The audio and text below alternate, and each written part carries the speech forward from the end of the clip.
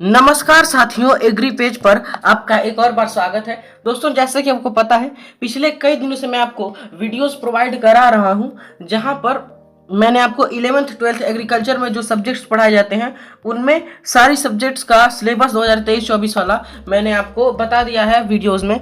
और इसी तरह इसी क्रम में कल मैंने आपको जो DDU BSc AG का एंट्रेंस एग्जाम कंडक्ट हुआ था 19 जुलाई को, उसका कल मैंने आपको पेपर का डिस्कशन कराया था। तो आज हम उसी क्रम में देखने वाले हैं वर्ष 2020 का जो है, इसका कोड 171 होता है 2020 का। यहाँ पे कृषि पशुपालन तथा पशु चिकित्सा विज्ञान, ये जो हमारे 12th एग्रीकल्चर में पढ़ाई जाती है, उसका क्वेश्चन पेपर यूपी बोर्ड का 2020 का animal husbandry and veterinary science. तो ये तो है ही केवल कृषि भाग 2 के परीक्षार्थियों के लिए है। और ये सारी चीज़ें, फिर चलिए हम क्वेश्चंस को शुरू करते हैं। यहाँ पे पहले विस्तृत उत्तरी से शुरू किया जाता है और जो बहुविकल्पी और भरने वाली सब लास्ट में रहते हैं। तो यहाँ पर हम देख लेते हैं क्या दिया हुआ है। यहाँ पर क्वेश्चन में पशुओं को चिन्हित करने की कौन कौन सी विधियां हैं, तो बस वैसे दिया है 6 नंबर में, तो आपको विधियों के बारे में भी कुछ लिख देना। से 6 विधियां हैं, तो वो 6 का मैं आपको नाम बताता हूं। देखिए, उसका ट्रिक है BBTTNC, BBTTNC। बी से बैंडिंग, दूसरे बी से ब्रांडिंग, टी से टैगिंग, टी से फिर यहाँ पे टैटूइंग, फिर एन से नॉचिंग यानी कान काटा जाता है, ईयर नॉचिंग, सी से कलरिंग। ये 6 विधियां हो जाएंगी BBTTNC, banding, banding, branding, tattooing, tagging, notching, colouring. तो इनके बारे में आपको लिख देना है थोड़ा मोड़ा। और 6 नंबर में है, तो मैं कम्युनिटी पोस्ट में इसके बारे में बुक का यानी फोटो खींचकर कम्युनिटी पोस्ट में एक अपलोड कर दूंगा, वहां से आप इसका फुल आंसर देख सकते हैं इस क्वेश्चन का। उसके बाद से या अथवा आप ये भी चीजें कर सकते हैं, उसको अगर नहीं आ रहा है तो एक गाय का स्वच्छ चित्र बनाकर निम्न अंगों को प्रदर्शित करना है: विजनखुरी, स्कंद प्रदेश, थूथन और चांद और कुकुद, छाती का घेरा। यही 6 चीजों के बारे में ड्यू क्लॉ, विदर्स, मजल, पोल, हम्प और हर्ट गट, इसके बारे में आपको देख लेना है। और उसके बाद से अगला क्वेश्चन हमारा आ जाता है यहाँ पर, एक गाय की उम्र ज्ञात करने की कौन कौन सी विधियां, विस्तार से वर्णन कीजिए। यानी उम्र ज्ञात करने की जो विधियां होती हैं, उसके बारे से 5 विधियां होती हैं उम्र ज्ञात करने की, तो उसके बारे में आपको देखना है। देखिए, उसका ट्रिक है BHARAT, भारत।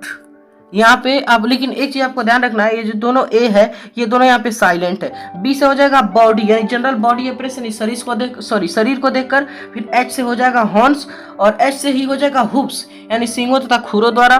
फिर आर से हो जाएगा रिकॉर्ड द्वारा, टी से हो जाएगा टीथ द्वारा। सबसे अच्छा यहाँ पे रिकॉर्ड द्वारा हो जाएगा, जो सिर्फ बड़े फार्मों पर यूज होती है। उसके बाद से टीथ वाला जो है दांतों द्वारा, ये उसमें उपयुक्त हो जाएगा दूसरे नंबर पे। तो इन 6 विधियों के बारे में आपको लिखना है।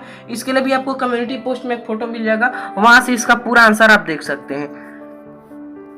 या अगर वो नहीं आ रहा है तो ये क्वेश्चन यानी अथवा में करके एक और दिया हुआ है कि निम्नलिखित नस्लों का मूल स्थान, मुख्य लक्षण एवं उपयोगिता, इन 3 चीजों के बारे में लिखना है। यानी उसका ओरिजिन प्लेस क्या है और मेन सिम्टम, और उसका जो यूटिलिटी क्या होता है। तो पहला है भदावरी, ये भैंस की नस्ल है। और इसमें क्या होता है दोस्तों, देखिए, हाँ, पहले मूल स्थान पूछ रहा है, तो मूल स्थान आगरा जो जिला है हमारे यूपी का, वहां पे एक भदरवाह तहसील है। तो भदरवाह और ऐसे कॉमा करके आगरा लिख देना है, वो हो जाएगा। उसके बाद से मुख्य लक्षण, तो लक्षण पूछा जा रहा है। तो इस भैंस का जो शरीर होता है ना, उसका रंग जो है वो तांबे के रंग जैसा होता है, भदावरी नस्ल का, ये आपका लक्षण हो जाएगा। फिर उपयोगिता यानी इसकी क्या उपयोगिता है, तो इसकी जो प्रमुख उपयोगिता है वो हो जाएगी, इसका जो दूध होता है उसमें सर्वाधिक यानी सभी भैंसों में सर्वाधिक वसा पाया जाता है। इसके दूध में 8 से 13% तक वसा पाया जाता है, तो इसको भी आप ध्यान में रखेंगे। तो भदावरी उसके साहिवाल दुधारू गाय की नस्ल है। और एक मिनट, क्या क्या पूछ रहे हैं, 1 मिनट दोस्तों। यहाँ पे पहले हम सेट कर लेते हैं। हाँ, तो यहाँ पर आ चुका है मूल स्थान। साहिवाल का मूल स्थान है पाकिस्तान में एक मांटगोमरी जिला है, वही साहिवाल गाय का मूल स्थान हो जाएगा मांटगोमरी, पाकिस्तान। क्योंकि ये विभाजन के पहले की है, तो पाकिस्तान भी भारत में ही था। तो इस प्रकार से होगा। और मुख्य लक्षण उस ठीक है, अगर लक्षण देखें तो इसका जो शारीरिक रंग होता है साहिवाल गाय का, वहां पर जैसे दोस्तों ये दुधारू नस्ल है तो यहाँ पर दूध सिराएं वगैरह उभरी होती हैं और यही लक्षण हो जाएंगे। इस प्रकार से आप लक्षण लिख सकते हैं। और इसका शारीरिक रंग जो है देखा जाए तो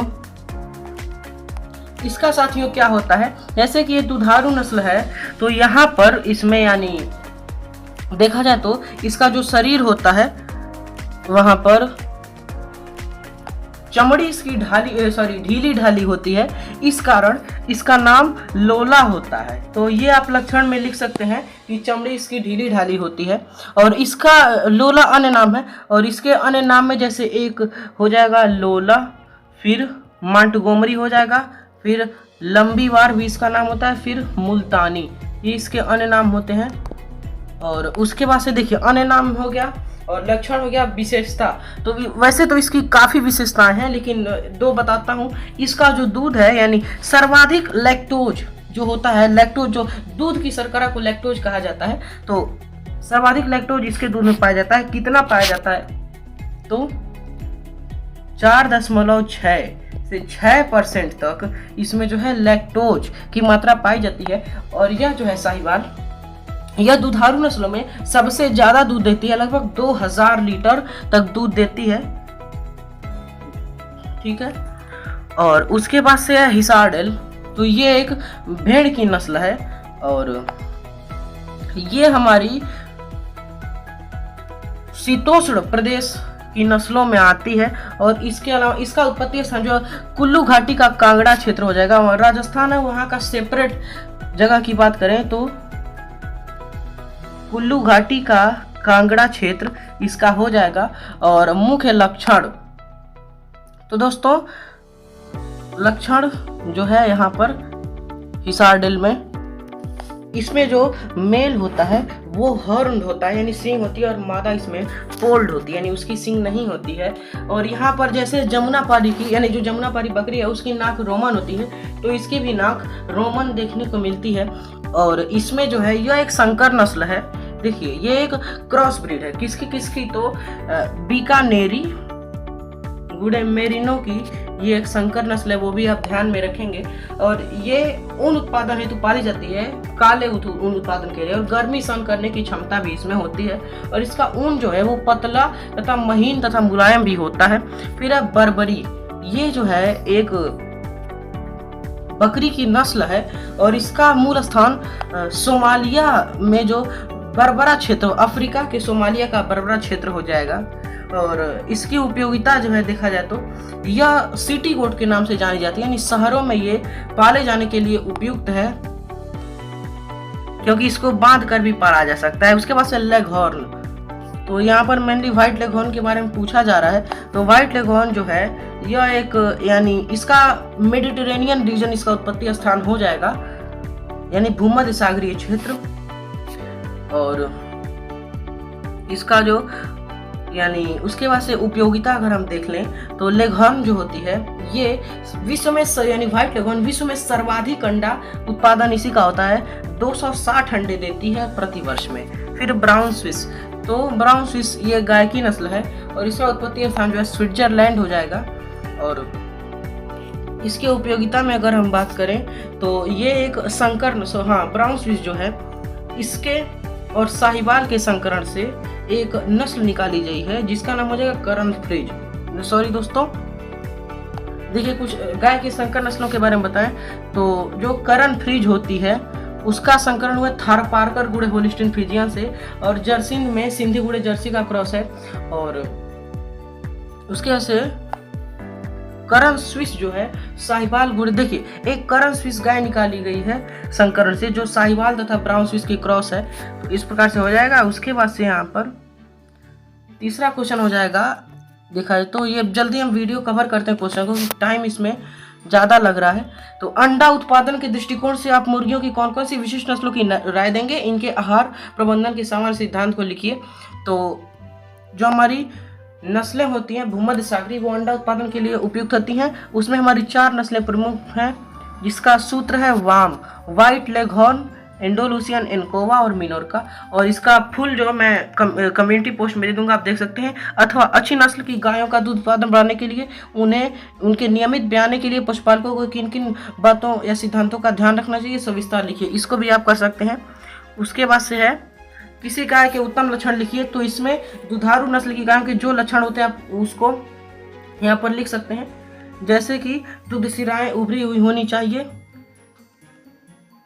और इसी प्रकार से आप सारे लक्षण लिख सकते हैं। उसके बाद से है पशु के दोहन की 2 विधियां। तो आप जैसा आपको पता है मिल्किंग की 3 विधियां होती हैं, फिस्टिंग, स्ट्रिपिंग और नकलिंग। सबसे अच्छी होती है फिस्टिंग और स्ट्रिपिंग। इसमें जिनकी यानी दूध सिराएं छोटी होती हैं उनमें ये प्रयोग किया जाता है। और नकलिंग जो है ये सबसे त्रुटिपूर्ण विधि है, इसका प्रयोग नहीं करते हैं, नहीं किया जाना चाहिए। फिर अच्छे दोहन के सिद्धांत यानी प्रिंसिपल ऑफ मिल्किंग, ये आपको देखने को मिलेगा।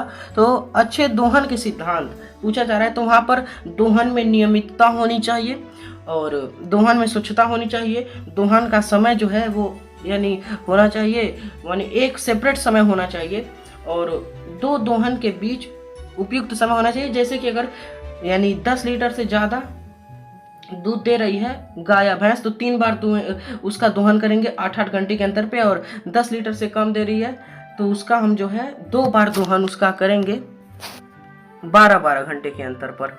और उसके बाद से फार्म पर जो है अभिलेख रखने, यानी अभिलेख रखने के 4 उद्देश्य देखेंगे।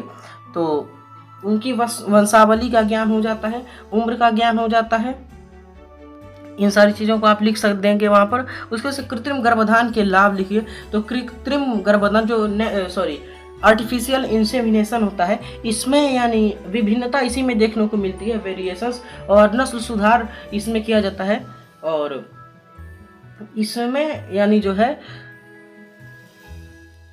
प्रजनन में कोई दिक्कत नहीं होती है। इसमें क्या है कि समय की भी बचत होती है, धन की भी बचत होती है और श्रम की भी बचत होती है, और इस प्रकार से हो जाए। उसके ट्रोकर एवं कैन्यूला के कार्य बताइए। तो अपारा रोग में इसका प्रयोग किया जाता है उसके नियंत्रण के लिए, ट्रोकार और कैन्यूला का।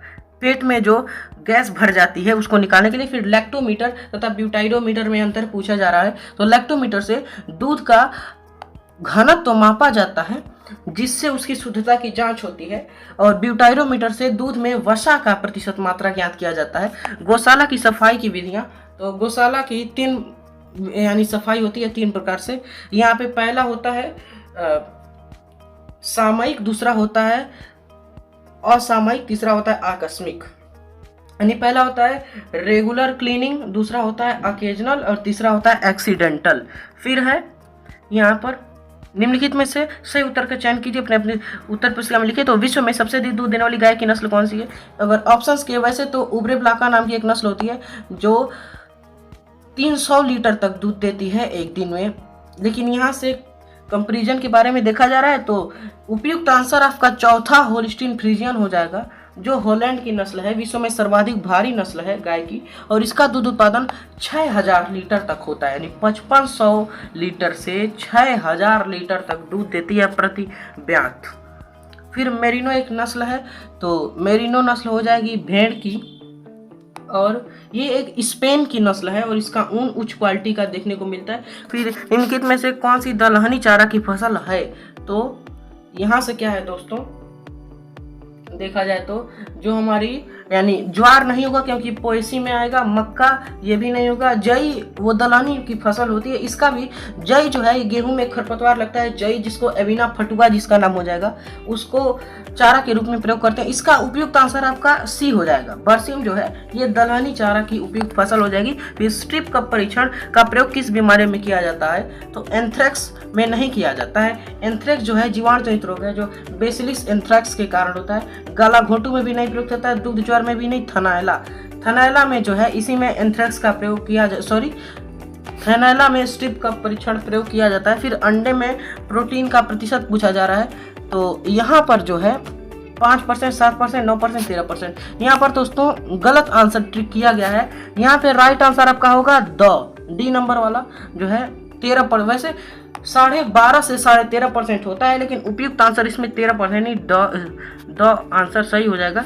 तो इस प्रकार से उसके बाद यहाँ पे रिक्त स्थान भरने वाला है। बकरी के मांस को चेवन कहते हैं और भेड़ के मांस को मटन कहते हैं, गाय के मांस को बीफ, भैंस के मांस को बुफेन, सुअर के मांस को पोर्क कहते हैं और बछड़े के मांस को व्हील कहते हैं। फिर गाय का ऋतु चक्र जो है 21 दिन का होता है इस प्रकार से। उसके बाद से विदेशी गाय का वैज्ञानिक नाम बॉस टॉरस हो जाएगा, भारतीय गाय का वैज्ञानिक नाम बॉस इंडिकस हो जाएगा, भैंस का बुबाइलस बुबाइलिस हो जाएगा और अफ्रीकन भैंस का बुबाइलिस कार्बेंसिस हो जाएगा और बकरी का कैपरा हिरकस और मुर्गी का गैलस गैलस और गैलस डोमेस्टिकस। फिर पश्मीना ऊन किस बकरी से प्राप्त होती है, तो वो आपका कश्मीरी बकरी से प्राप्त होती है। फिर गाय में दुग्ध ज्वर रक्त में किसकी कमी से होता है, ये आपको जो क्वेश्चन है 12th एग्रीकल्चर में यह पशुपालन में, तो इसको आपको कमेंट में हमें बताना है कि गाय में दुग्ध ज्वर में रक्त में किसकी कमी से हो जाता है। तो ये आपका पेपर था, मिल जाते हैं अगले वीडियो में। उसके बाद से अगर वीडियो आपको हमारी अच्छी लगती है तो लाइक कर सकते हैं, चैनल को सब्सक्राइब कर बेल आइकॉन ऑन कर लें जिससे अगले आने वाली वीडियोस की नोटिफिकेशन आपको मिल जाएगी। वीडियो को शेयर करते रहें, मिलते हैं अगले वीडियो में।